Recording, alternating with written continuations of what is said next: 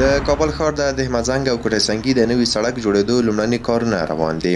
د کوټه سنګي د پل څخه تر دهمزنګ څلورلارې پورې د نوي سړک جوړېدو لپاره ټول موانع لرې شوي دي او اوس مهال د ویالو جوړولو او نور لومړني کارونه روان دي چې یاد سړک به په 14 کاري میاشتو کې بشپړه او ګټه اخیستنې ته وسپارل شي. د کابل ښاروالۍ مسؤلین وایي چې د ښار په کچه د 4.4 میلیارد افغانیو په ارزښت بېلابېلې بنسټیزې پروژې تر لاس لاندې نیولې چې د ښاروالۍ له خپلو عوایدو تمویلیږي. 6.4 میلیارد افغانی مصرف تمامی پروژه ها میشه که کاملا از عواید داخلی خود ښاروالۍ کابل تامین میشه. در کنار این موضوع فی الحال از سړک‌های اساسی و مهمی که ساخته میشه سړک کوته سنگی الی دهمزنگ، سړکی که از مشخصا خود قصر دارالمان به طرف گلباغ میره، به طرف پل گلباغ میره، سړکی از چاره ملاله به طرف سړک حلقوی میره، سړک قلعه شاران که با سړک قلعه زمانخان وصل میشه، بخش دوم سړک هتل خیرخانه، سړک شمال غرب کابل و ده ها سړک دیگه عملا کار سر جریان داره.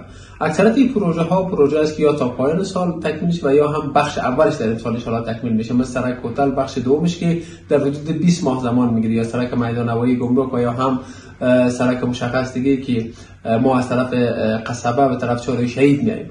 این سړک الحمدلله کار جریان داره، در کنارش ده ها پروژه خرد دیگه هم کارش آغاز شده. پروژه ما از دهمزنگ شروع تا کوته سنگی طول 3226 متر امتداد داره. عرض سړک حدوداً بیشتر از 30 متر است و کار تخریبات ما تقریبا رو به اتمام است، خلاص شده بخیر.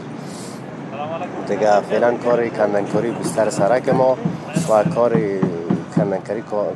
کندنکاری کانال ما جوشی وسطی سړک ما یا پیش رفته و عملا شما در ساحه میبینید که کار سمتایی و قالب بندی جوشای ما جریان داره و روان است.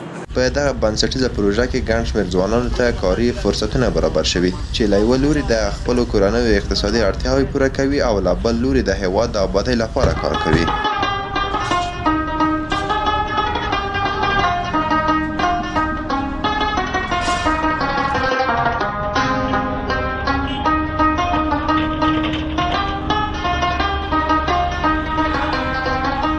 ما برای که تیم تکنیکی ما است 3-4 تیم داریم ما که بخش قالب بندی است، بخش سمتوی است و تیم کندنکاری ما است که ماشینری شاملش میشه.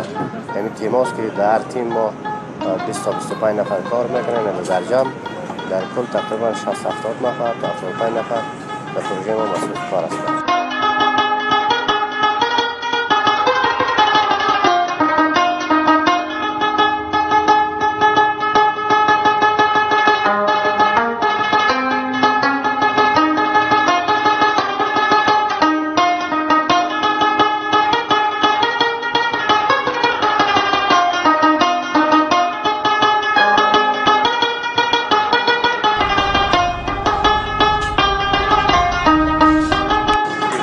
دغه کار جریان ده، نن هم شروع کړی ده په خیر قالب ده.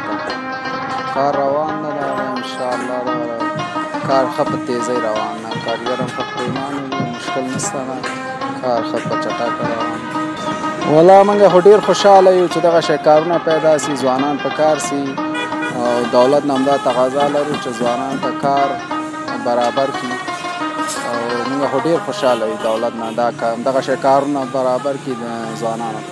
دلته بله حال خو 15 کسان کار کوو په دې ویالو کې او دا سړکونه جوړوو. ډېر خوشحاله یم چې خپل هېواد کې حلاله نفقه پیدا کوم او نورو ځوانانو ته هم دلته کار شته ده. موږ ډېر خوشحاله یو چې موږ په خپل وطن کې خدمت کوو او خپل حلاله نفقه په خپل وطن کې پیدا کوو او شکر دی کار روان دی. ښه ځوانانو ته هم دا پیغام دی چې بس خپل وطن کې د خدمت وکړي، خپل وطن ته د کار وکړي، بهر ملکو ته چې نه ځي خپل وطن کې د سخت خدمات وکړي.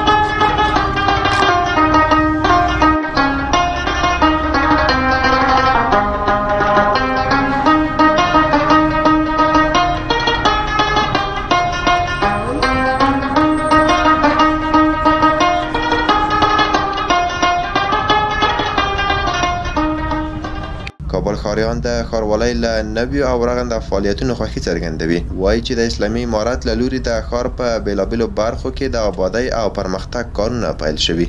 شهروالی کابل که ما سعی میکنیم در 2-3 سال بازسازیش نام خدا خوب است. نظر به دیگه تنظیمایی که در شهر کابل آمدن خوب از وا شروع چپاول بود. مگه می‌بینی امارت اسلامی که این دفعه در کابل آمد و بازسازی شروع که تمام ماستر پلانای داود خان است که تطبیق کرده میره، خیلی سرکام جور میشه، خیلی سرکام جور شده، در بهره برداری سپرده شده.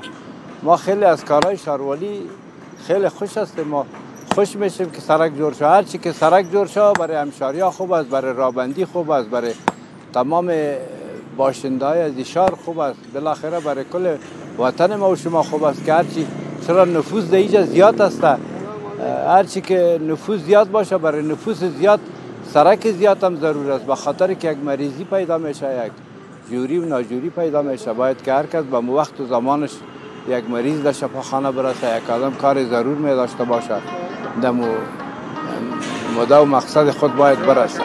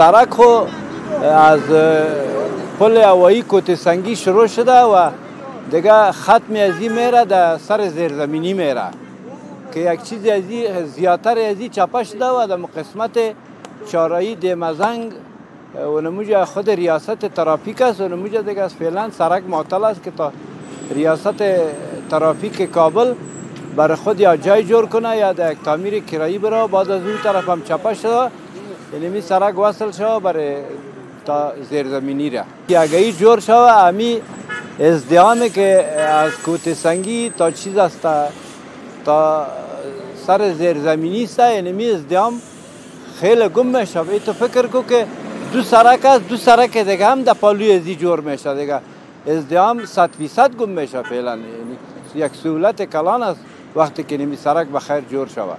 د یادونه وړ ده چې د کابل ښار د کوټی سنگي د پل څخه تر دهمزنګ څلور لارې پورې د نوي سړک له جوړېدو سره به په یاده سیمه کې د موټرو ګڼه ګوڼه او د لارې بندېدو ستونزه تر ډېره حل شي. هیوادوال هیلهمند دي چې د دا ډول بنسټیزو او ارزښتناکو پروژو د ترسره کېدو کارونه نور هم چټک شي.